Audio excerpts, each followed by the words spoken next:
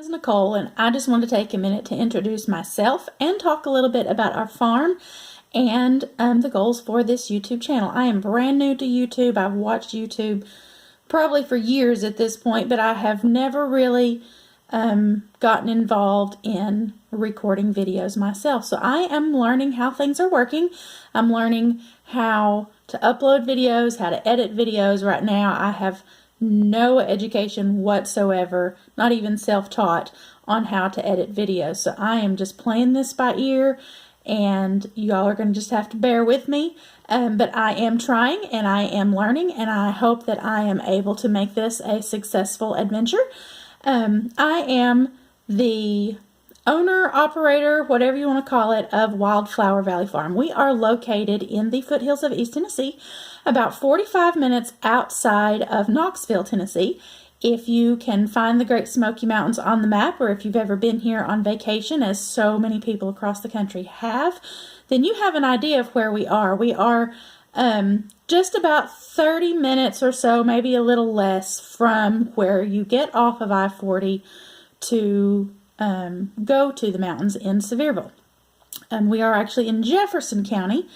Just to further give you kind of an idea of where that is, the second oldest town in Tennessee is Dandridge, and that is the county seat of the county that I live in. So geographically, that kind of gives you an idea of where we are located. We are on a tiny, tiny, tiny little postage stamp lot in a very tiny rural town. The size of our lot is just a little less than 1/10 of an acre. So that gives you kind of an idea of what we're working with here. It's not a lot. We have to be very creative about what we do. Our town is not, it is an incorporated town, but it is not large enough to be considered an urban area. It's still a very rural town. But because it's incorporated, we still have some rules and regulations that we have to abide by. The number one thing that we have to avoid in our farming adventures is hooved livestock. That is really the only thing that is prohibited here. We cannot have anything with hooves. No goats, no sheep, no pigs, no horses, no cows. That does limit us on what we can do. We do have experience with some of those things. We have had them in the past, but we currently do not have anything on our farm that has hooves. We have a lot of experience with goats, a lot of experience. I grew up around horses. I know a lot about them. But we don't have any right now. And like I said, I have a lot of experience with goats. I had dairy goats for several years. I even taught some classes here locally that if any of you viewers are local, you may have been to some of our classes. And we're kind of sad that we had to stop those, but the opportunities for having land to have our goats just were no longer available, so we had to get rid of that. But we can still do a lot on the property that we have. We have rabbits that we raise primarily for meat. In the past, we have had chickens, primarily egg-laying chickens, and we kind of took a break from those, but we do plan to get back into chickens this year. And we've been watching a lot of YouTube videos on how other people raise chickens and kind of have some ideas, some things that we didn't think of, because they're not the traditional farming way of raising chickens, not the way that most of our grandparents grew up raising chickens. So it's not something that, some of the methods are not some things that we had really thought about ourselves until we watched some of the YouTube channels, some of the other homesteaders here. So we're glad to have had the opportunity to find some of those videos and use some of those ideas to be able to maximize the space that we have. There are some areas on our property that are not ideal for gardening, but they would be fabulously ideal for raising a small flock of chickens. We're not going to be raising hundreds of chickens at a time, probably not even 50 chickens at a time. But we are going to try to raise Cornish rocks for meat, and then have a variety of breeds for egg laying. Primarily we want to raise some breeds that are known for being prolific egg layers, but we do like a little variety. I like to have that Easter egg basket with browns, different shades of browns, dark brown, light brown, almost pink, green, olive, white, a little bit of speckles in there. I like to have that variety just because I think it's pretty. There's no difference in the nutritional value of the eggs. I do realize that, but they're pretty to look at. And if you're going to raise chickens, it might as well be enjoyable, right? So the rabbits and the chickens are our primary living type of livestock. I say that because we also have some gardening that we like to do. I like to do some intensive small space type gardening. I use both an in-ground bed, some raised beds, some containers. We've raised some other things in the past that we may get back into because it could help us in our chicken or rabbit raising adventures. Probably not the rabbits so much, but we've raised mealworms in the past. And I want to try to get back into that because it is an excellent protein source for the chickens that is almost free, not quite, but almost. Maybe raise some earthworms for vermicompost. And also because the worms would be a good protein source for those chickens. My goal for our livestock, and I'll get into a little bit more detail about some of these things in some of our upcoming videos, but my goal is to basically provide for the livestock off of the land. We will have to buy some things, I do realize that, and especially in the wintertime, we will probably still have to buy hay for the rabbits, for example, and a little bit of supplemental feed for the chickens. But through the growing months in our area, we can grow all kinds of weeds that are edible for both the chickens and the rabbits. The scraps out of the garden, things that we're not going to be eating, our kitchen scraps. We're going to experiment with some other maybe non-traditional protein sources for our chickens. Can't really say for sure what we're going to do till we actually make some of those attempts and kind of get set up a little better for that. But I will bring you guys along on the journey when we start doing that. Our garden is organic methods. We're not certified organic. We don't have any desire to really pursue that, especially since it's really just for our own personal use. We don't sell any of the produce off of the property at this time, although that is something we are looking into the possibility of doing in the future. But right now we're primarily just raising food for ourselves. We are a small family of 3. My husband is permanently disabled, so all of the work that gets done on our farm is 99% me. He does help with a few things as he can, but there's not a lot that he can do physically outside. So he kind of helps a little bit inside, and I tend to pretty much everything. The yard work, the gardening, the livestock, taking care of, the feeding and the maintaining structures and things like that. And then he kind of helps watch our toddler and helps me in keeping things up around the house, some cleaning, dishes, that kind of stuff, as he can. So we kind of work as a team. I do have a full-time job in a neighboring town, so the farm is not our full-time job, although I would love to figure out how to make that a possibility in the future. It's not right now. We pretty much do all of our homesteading part-time. But hopefully through some of our videos, you will kind of get to know us, to learn how we do things, maybe get some ideas. Some of our videos may be educational, informational. Hopefully, at the very least, will be a little bit entertaining. I can't really say right now, since we're just getting started, what the primary focus of most of our videos are going to be. It's probably going to be just a variety of things.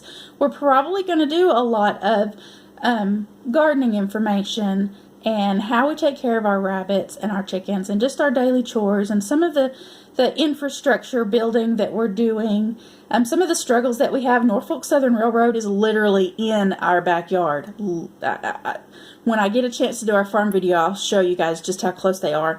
And they are a little bit of a problem. We're kind of working around that, working with our state legislator to try and get a little bit changed. It's really tough to fight the railroad if you've ever done that. But we also have some plans for a structure that might kind of help block at least some of the sound, if nothing else, from our backyard. You'll be surprised just how close the railroad is to our backyard. But we're not going to let that rule our lives or determine what we want to do. We have some goals for the property to make it as self-sustainable as possible. Some of our videos will primarily be about the farming, the gardening, the livestock raising, the maybe even some of the yard work. You never know what we might do when we're doing the videos outside. We may also do some cooking videos, food prep, meal planning. We may do some videos on how we make soap. I do make my own soap I still have some goat milk from our own goats in my freezer that I have saved for the purpose of making soap, and I do have access to goat's milk from some other local sources. So all of the milk that is used in our soap is locally sourced from people that we know. We don't use powdered goat's milk. We don't use store-bought pasteurized goat's milk. And even though the pasteurization might not make a difference in the final finished product of the soap, we do feel much better about the end product being locally sourced. So we may, you may see some videos about how we make our soap. Not making any promises, but you just never know what might come up on our channel. Since I'm just getting started, I also can't really say how often we're going to post videos. Hopefully, I'm shooting for once a week right now. That's still not a guarantee because I'm just learning how things work. I'm learning how the upload process works. This video that I'm talking to you right now will be the first video that I'm uploading from scratch to our YouTube channel, so we'll see how that goes. I have, as I said in the beginning, I have no editing experience at all, so I'm learning how that goes as well. I don't have any of the fancy video equipment that some other YouTubers have. I am filming this on my cell phone right now, and that is going to be the primary videoing equipment that we use. I do have a Nikon digital camera. It's a little bit fancier than a point and shoot, but not by much, and I really don't even know how to use it to its fullest potential. So I will probably be using it for some of the videoing that I do because it works better on a tripod than my cell phone does. But as I said, I'm just learning how all of this video and editing process works. So wish me luck. I'm open to tips and ideas and any videoing tips. And if there are any other YouTubers that are local to me and you want to maybe kind of walk me through, maybe we can meet at a coffee shop somewhere and you can walk me through how to edit videos. I haven't edited anything before. I don't even know what kind of editing software that I might need. A lot of our videos are probably going to be just one take. If I screw it up, then I'll have to start from the beginning and do it all over again. This is actually the second time I've recorded this video, so that gives you an idea. I'm not perfect. I don't claim to be perfect, and you're probably going to get some videos that are less than stellar, but at least I tried, and at least I'm putting it out there and hopefully getting to know some of you all, and you all getting to know me. I don't know if you can tell in this video, I talk with my hands, and I hope that that is not too terribly obnoxious. I probably couldn't even do this if I couldn't talk with my hands. If you tied them behind my back, I probably couldn't say a word. So hopefully, like I said, that won't be too obnoxious to most people, but I'll try to keep my hands out of the way. And most of the videos that I do, you're probably not even going to see me in the video because my focus is going to be on whatever I am taping. But as I said, I'm open to ideas and suggestions and constructive criticism. I would love to hear y'all's comments in the comment section below if you have any questions or ideas for things that I can talk to you all about in the videos, any kind of information that you would like to see on this channel. I look forward to, like I said, I look forward to getting to know you all. I hope that you will enjoy coming on this journey with us and getting to know my family and my farm and how we do things here. And if you haven't already, hit that subscribe button below. Right beside it, there is a little icon that looks like a bell. If you'll click on that, that will tell YouTube that you want to be alerted every time I upload a new video. And for more information, you can also find me on Facebook. It's just facebook.com/Wildflower Valley Farm. You can also search for us on Google and just search for Wildflower Valley Farm. The first website that comes up is our farm's homepage, and I haven't updated it much lately, but I do hope to be adding more content to that in the future. If you want to go to it directly, it's wildflowervalleyfarm.com. I'm also on Instagram at Wildflower Valley Farm. Again, I don't upload a whole lot there that frequently, but I am going to try and improve on that. I know you guys like to see pictures and videos and things like that, so I will try to improve on the frequency of posting in all of those places, and I hope to hear more from you all. and I hope to stop saying and. I'm sorry for that. I'm trying to do better. I am going to try to limit my ums and my ams in all of my speaking in the videos. So